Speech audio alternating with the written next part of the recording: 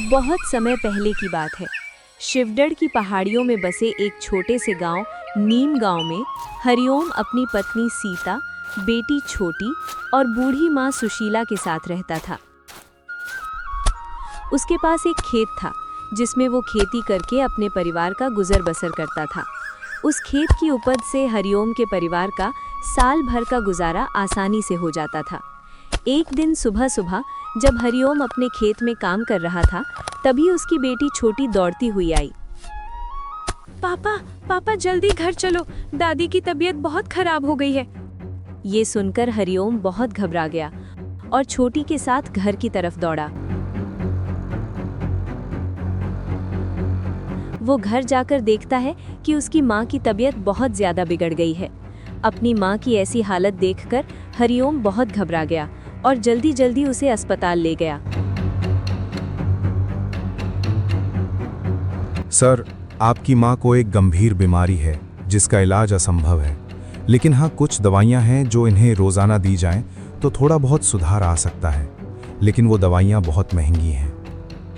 Doctor की ये बातें सुनकर हरिओम बहुत चिंतित हो गया, क्योंकि उसके पास उतने पैसे नहीं थे कि वो उन दवाइयों को खरीद सके।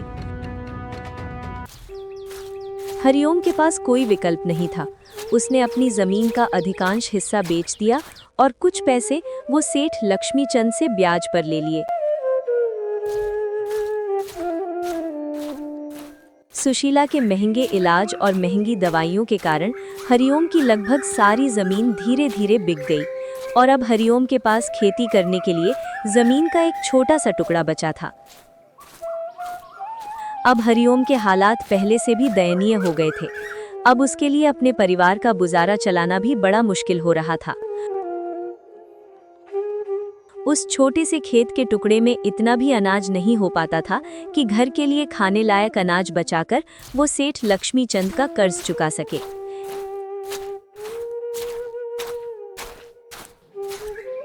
एक दिन सेठ ने हरिओम को अपने पास बुलाया। अरे ओ हरिओम, कर्ज लिए हुए तुम्हें बहुत दिन हो चुके हैं, वापस कब चुकाएगा? सेठ जी, आपको तो मेरी हालत के बारे में पता ही है। अरे तेरा तो ये रोज का रोना धोना है। मैंने क्या तुम्हारा ठेका ले रखा है? मुझे नहीं पता, मुझे मेरे पैसे चाहिए। अभी तो मेरे पास पैसे नहीं है। जैसे ही खेतों से फसल काटकर उससे जो पैसे की बचत होगी, आपको देने की कोशिश करूंगा। अरे कोशिश करूंगा का क्या मतलब? मुझे मेरे पैसे चाहिए। मालिक, घर में बीमार बूढ़ी माँ है। माँ का इलाज करवाने के लिए भी मेरे पास पैसे नहीं हैं, तो आपको कहाँ से दूं? हरिओम को रोता देख सेठ गुस्से में बोला। ओए सुन हरिओम, ये मगरमच्छ के झूठे आंसू दिखाना बंद कर। अरे बहुत देखे मैंने तेरे जैसे। पहले तो मुंह उठा के पैसा मांगने आ जाते हैं और जब वापस देने की बारी आती है तब रोने का दिखावा करते हैं। अब मेरी बात को ध्यान से सुन। अगर 1 महीने में तुमने मेरा सारा पैसा वापस नहीं किया तो मैं तुम्हारा घर और जो बची खुची जमीन है वो सब छीन लूंगा। थोड़ा रहम करो मालिक। अगर आप हमारा घर ले लोगे तो हम कहाँ रहेंगे? एक घर ही तो है हमारे पास, जिसमें मेरी बीमार बूढ़ी माँ और एक छोटी बेटी है। सर्दियाँ शुरू होने वाली हैं। अगर घर ही हमारे पास नहीं रहेगा तो मैं उन्हें लेकर कहाँ जाऊँगा? आप ही तो हमारे अन्नदाता हो मालिक। नहीं मालिक, ऐसा मत कीजिएगा। ऐसा कहकर हरिओम सेठ लक्ष्मीचंद के चरणों में गिर गया। रहम करो मालिक, थोड़ा रहम करो। सुन हरिओम, अब तू मेरा ज्यादा दिमाग खराब मत कर। जिस दिन सारे पैसे दे दे उस दिन बात करना मुझसे। चल निकल अब यहाँ से। इतना कहकर सेठ लक्ष्मीचंद ने हरिओम को धक्का मारकर अपने घर से बाहर कर दिया। बेचारा हरिओम बिना कुछ बोले दुखी मन से वहां से चला गया। उसका मन अंदर से बहुत डर गया था। वो सोच रहा था कि अगर सेठ उसकी जमीन और घर ले लेगा तो सर्दियों में वो अपनी बूढ़ी बीमार माँ, पत्नी और छोटी बेटी को लेकर कहाँ जाएगा। ये सोचते सोचते हरिओम घर पहुँच गया। उसकी पत्नी और बेटी घर के आंगन में बैठे उसका इंतजार कर रहे थे। अपनी बेटी को अपनी तरफ आता देखकर हरिओम ने अपनी आंखों से आंसू पोंछ लिए। पापा पापा आ गए आप? माँ देखो ना, पिताजी घर आ गए। अरे मेरे प्यारी बच्ची, तुम यहाँ क्या कर रही हो? आज अपनी सहेली के पास खेलने नहीं गई क्या? बस पापा, जा ही रही थी, आपको देखा तो रुक गई थी। पापा देखो ना, मेरे कपड़े कितने खराब हो गए हैं और अब तो सर्दियां भी आने वाली हैं। आप इस बार सर्दियों में मेरे लिए अच्छे से कपड़े ले आना। छोटी की ये बातें सुनकर हरिओम की आंखें डबडबा आईं। वो उसकी तरफ देखते हुए बोला, हाँ मेरी बच्ची, तुम फिक्र मत करो। इस साल सर्दियों में मैं तुम्हारे लिए बहुत अच्छे अच्छे कपड़े लेकर आऊंगा। सीता ने अपने पति हरिओम को आंसू पोंछते हुए देख लिया और वो समझ गई कि पक्का सेठ नहीं माना है। उसने छोटी को वहां से जाने को कहा। अरे छोटी, देखो पापा अभी थक कर आए हैं, जाओ अपनी सहेलियों के साथ खेलो, वो कब से तुम्हें बुला रहे हैं बेटा। ठीक है पापा, मैं खेल कर आती हूँ।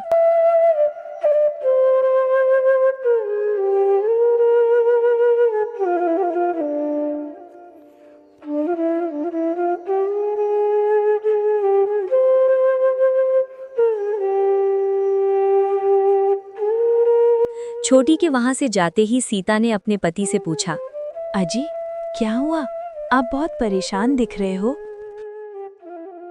कुछ नहीं भाग्यवान, वो सेठ लक्ष्मीचंद कर्ज के पैसे मांग रहा था। बोल रहा था कि अगर 1 महीने में हमने उसे पैसे नहीं दिए तो वो हमसे हमारा घर और जमीन छीन लेगा।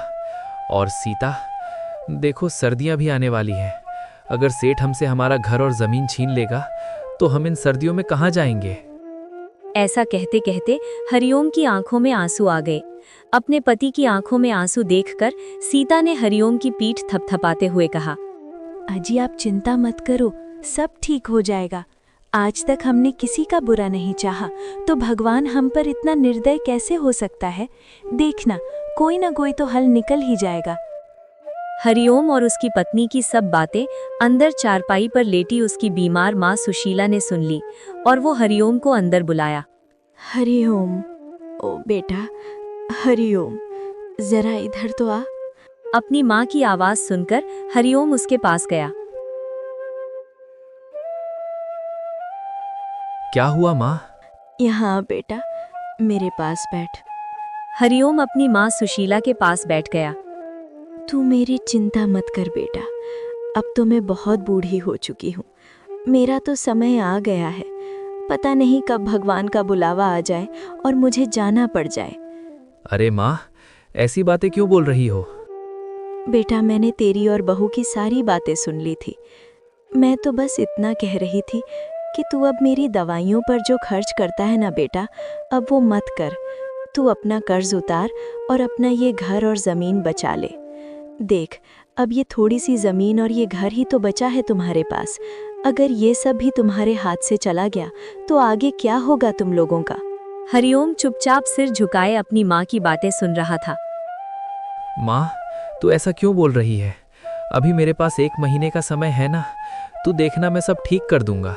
चल माँ, अब तू ज्यादा बात मत कर, सो जा, वरना तुम्हारी तबीयत खराब हो जाएगी। और हाँ, किसी चीज की जरूरत हो तो बुला लेना मुझे। ऐसा कहकर हरिओम भी सोने चला गया। सुबह उठते ही हरिओम ने अपनी पत्नी से कहा, सुनो भाग्यवान, अभी फसल तैयार होने में कुछ समय बाकी है और सर्दियां भी अभी आने ही वाली है, तो क्यों ना इतने दिन में कुछ काम धंधा कर लूं, जिससे कि सेठ का कुछ कर्ज भी चुकता हो जाएगा और सर्दियों के लिए कंबल वगैरह भी आ जाएगा। ठीक है जी, मैं भी यही बोलने वाली थी आपको। कुछ काम धंधा तो करना ही पड़ेगा। घर की मरम्मत भी करवानी है। दरवाजे, खिड़कियां और छत तो लगभग टूट ही चुके हैं। अच्छा ठीक है भाग्यवान, अब मैं चलता हूँ। माँ को समय पर दवाइयाँ दे देना और छोटी का भी ख्याल रखना। इतना कहकर हरिओम घर से काम की तलाश में निकल पड़ा। हरिओम पूरे नीम गांव में काम का पता करता रहा। आखिरकार शाम होते होते हरिओम को सेठ गोपाल दास के यहाँ मजदूरी का काम मिल गया। भगवान का शुक्र है, कोई तो काम मिला। हरिओम आज थोड़ा खुश था, क्योंकि काम मिलने से उसके मन में एक उम्मीद की किरण जग गई थी, जिससे कि अब वो अपने घर और जमीन को उस सेठ से बचा लेगा। शाम हो चुकी थी और ऐसा सोचते सोचते वो अपने घर पहुंच गया। जी आ गए आप, कोई काम मिला क्या? हाँ भाग्यवान, गांव में वो सेठ गोपाल दास है ना, उसके यहाँ मजदूरी का काम मिला है। उन्होंने बोला है कि कल से काम पर आ जाना। अच्छा जी, सही है। फिर तो चलो, अब आप खाना खा लो और आराम करो, बहुत थक गए होगे। हरिओम खाना खाकर अपनी माँ के हालचाल पूछा और फिर सोने चला गया।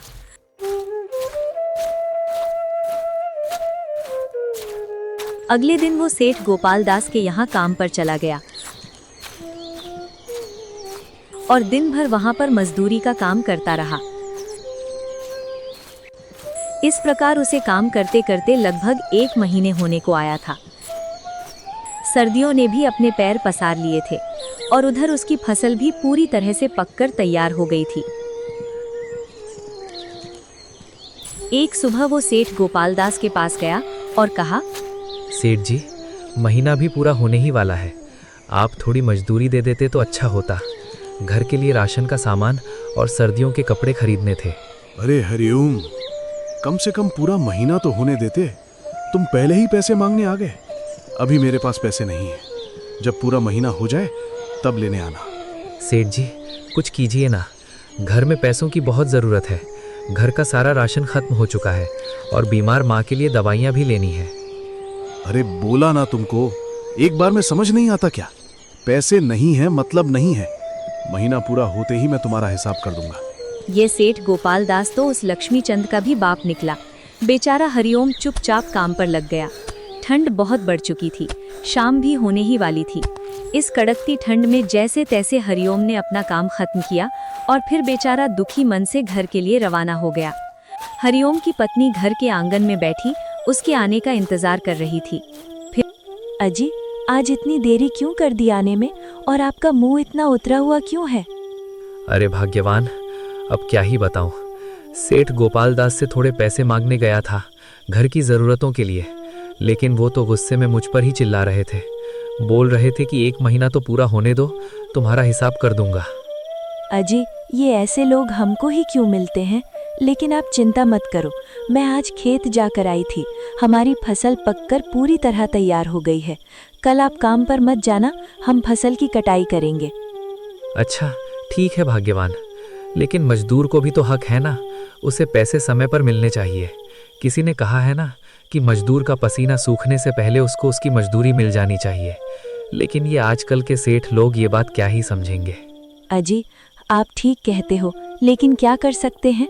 चलो, रात होने वाली है, अब आप हाथ मुंह धो लो, खाना खाते हैं, फिर सुबह फसल की कटाई करने भी तो जाना है। फिर वे खाना खाकर सो गए। रात के लगभग 2 बज रहे थे।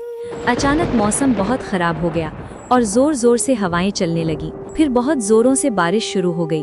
बिजली की तेज गड़गड़ाहट और बारिश की आवाज से हरिओम की आंख खुल गई। हे भगवान, ये कैसी परीक्षा ले रहे हो। सर्दी तो पहले से ही अपना कहर ढा रही थी, अब ऊपर से ये बेमौसम बारिश। हरिओम मन ही मन ये प्रार्थना किए जा रहा था कि कैसे भी ये बारिश रुक जाए। ये तेज बारिश लगातार 4-5 दिन से अपना कहर बरसा रही थी।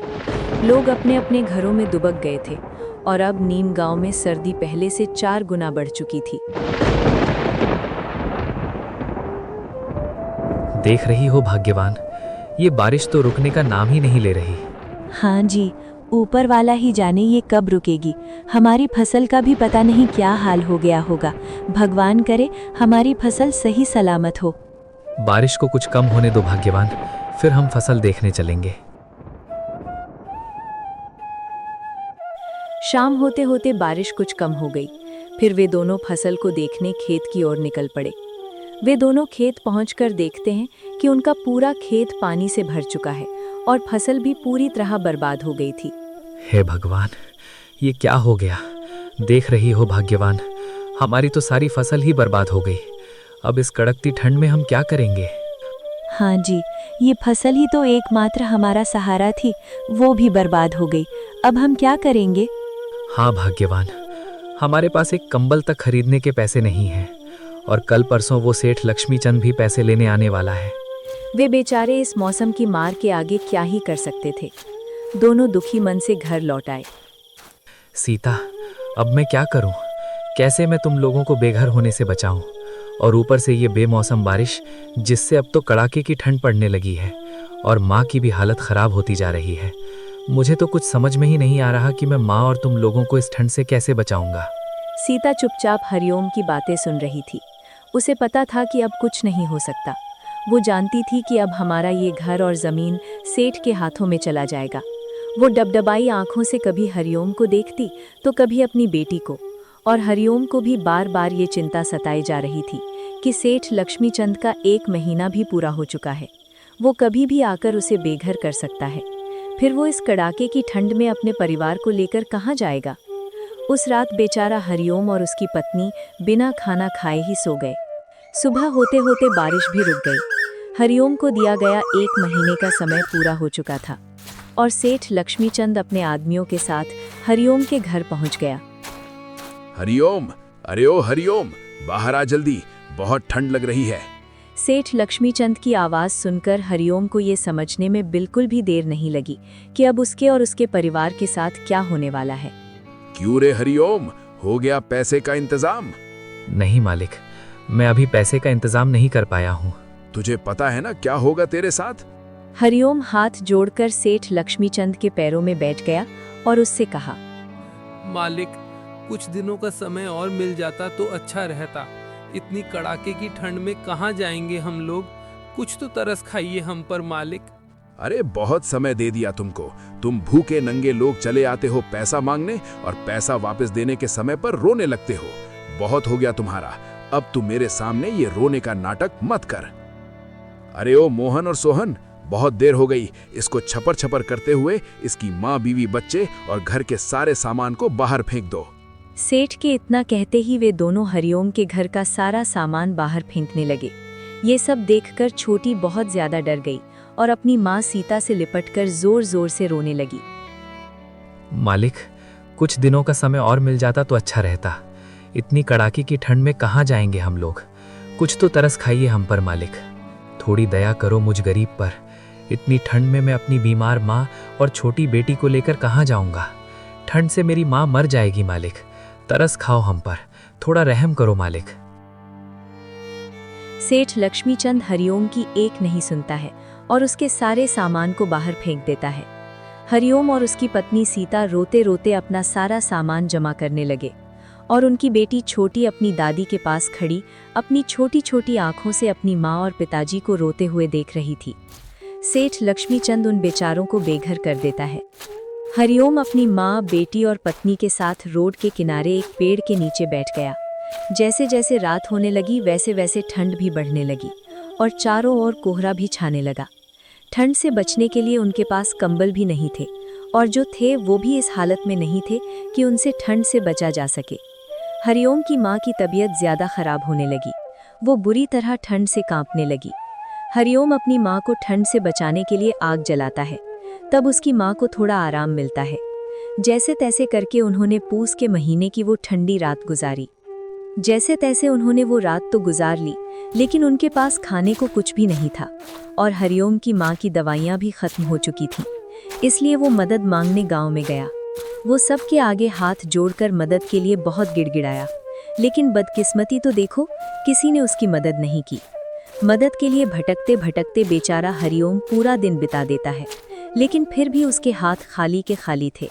रात भी होने ही वाली थी तो वो अपने परिवार के पास वापस चल पड़ा।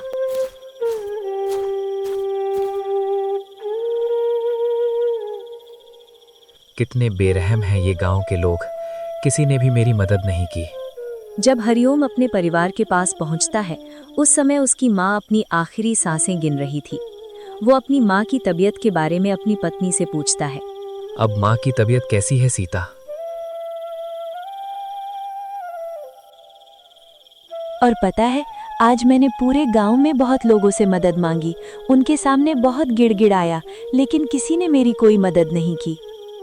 वे दोनों आपस में बातें कर ही रहे थी कि तभी सुशीला ने अपनी आंखें हमेशा हमेशा के लिए मूंद लीं। वो बेचारी इस बेरहम ठंड के थपेड़ों को नहीं सह पाई। हरिओम पर तो मानो दुखों का पहाड़ टूट पड़ा हो। उसकी आंखों के सामने उसकी माँ ने दम तोड़ दिया और वो कुछ भी नहीं कर सका। अजी, आप शांत हो जाइए। पता नहीं ने हम गरीबों की किस्मत कैसे लिखी है, ये मौसम भी बनाए तो हम गरीबों को सताने के लिए। हरिओम की बेटी छोटी भी ठंड से बीमार रहने लगी थी। अपनी माँ को हरिओम ने खो दिया था, पर वो अब अपनी बेटी को नहीं खोना चाहता था। उसने अपने मन में ये फैसला लिया कि वो अब अपनी बेटी को और तकलीफ नहीं होने देगा। हरिओम लोगों के खेतों में मेहनत मजदूरी करने लगा और उसकी पत्नी सीता भी लोगों के घरों में खाना बनाने और मेहनत मजदूरी का काम करने लगी। एक दिन हरिओम सेठ गोपाल दास के पास गया और उसे पूरी घटना के बारे में बताया, जिसे सुनकर उसे बहुत दुख हुआ। अब उसे अपनी गलती का एहसास हो चुका था। मुझे माफ कर दो हरिओम। काश उस दिन मैंने तुम्हारी मदद कर दी होती तो शायद आज तुम्हारी माँ जिंदा होती। सेठ गोपाल दास ने हरिओम को उसकी मजदूरी के पैसे दे दिए, जिससे हरिओम ने गांव के बाहर ही अपने और अपने परिवार के लिए एक छोटी सी झोपड़ी बना ली थी। ठंड से बचने के लिए अब हरिओम के पास एक छत थी और उसकी बेटी छोटी भी अब धीरे धीरे ठीक होने लगी थी।